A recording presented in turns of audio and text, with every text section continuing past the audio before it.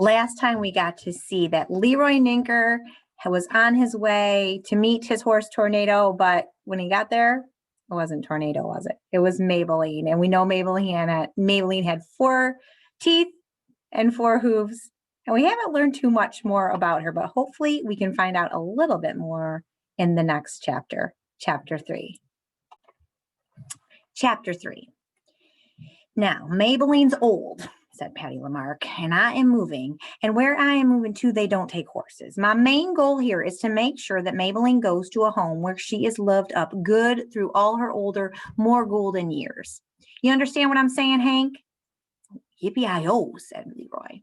I ain't looking for money is what I'm saying. I am looking for love for Maybelline. And I am just going on my instinctuals here. But my instinctuals tell me that you are the right little fellow for this horse. So now I am going to tell you some things about Maybelline. Listen up, Hank. Yippee-I-oh, said Leroy. Patty Lamarck looked at him. She squinted. I don't know what that means, Hank, she said. Oh, okay, said Leroy. It means okay. If okay is what you mean, Hank, said Patty Lamarck, then just flat out say it. Be a straightforward communicator, like me. Okay, said Leroy. Okay, said Patty Lamarck. Here are the things about Maybelline. There are 3 items you need to remember. Item 1 is that she is the kind of horse who enjoys the heck out of a compliment. You got to talk sweet to Maybelline. Understand? Yippee-I-oh, said Leroy. Itchy poo-poo, Hank, said Patty Lamarck. Say what you mean and mean what you say. Okay, said Leroy. There you go, said Patty Lamarck. Item 2 about Maybelline is that she is a horse who eats a lot of grub.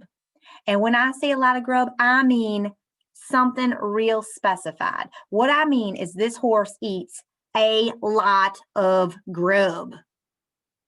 Okay, said Leroy. He nodded. A lot of grub. Item 3 is that Maybelline is the kind of horse who gets lonesome quick.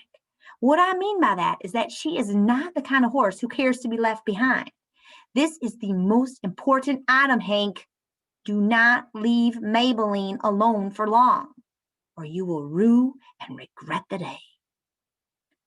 Rue and regret the day, said Leroy. Okay. All right then, said Patty Lamarck. She's all saddled up and ready to go.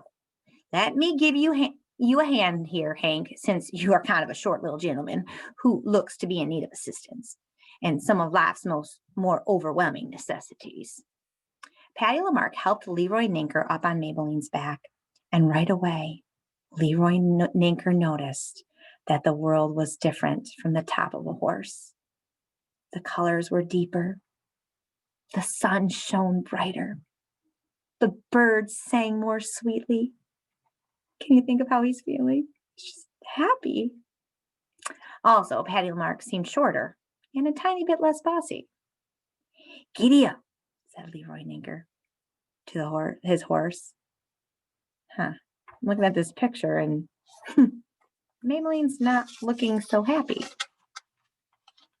Nothing happened. Leroy Ninker slapped the reins.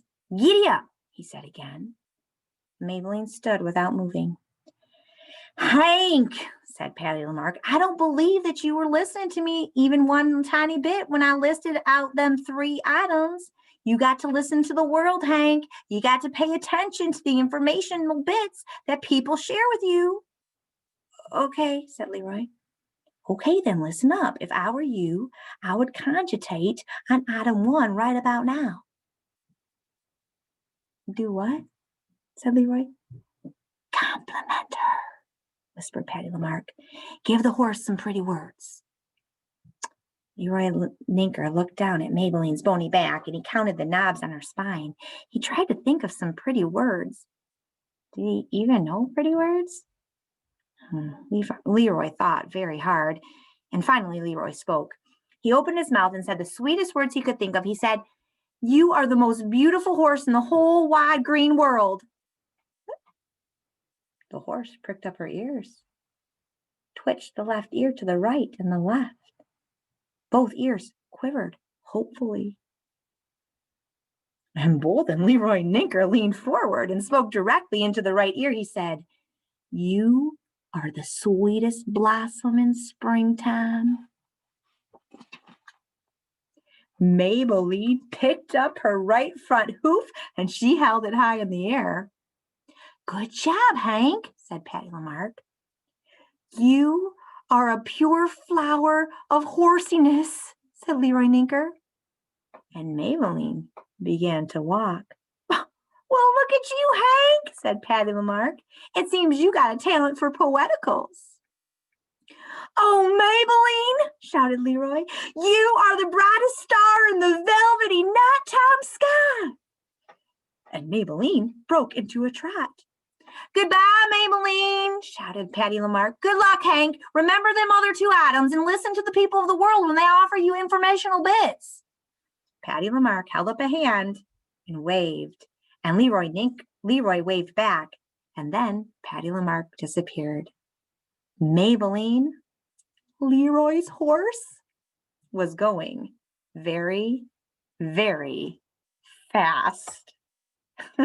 So we learned a little bit more about Maybelline, didn't we? We learned those three things. Do you remember what those three things are? Compliment her. And she eats a lot of grub. Grub is food, so she eats a lot of food. And that third thing, do you remember what that third thing was? Don't leave her alone. So let's see what happens tomorrow.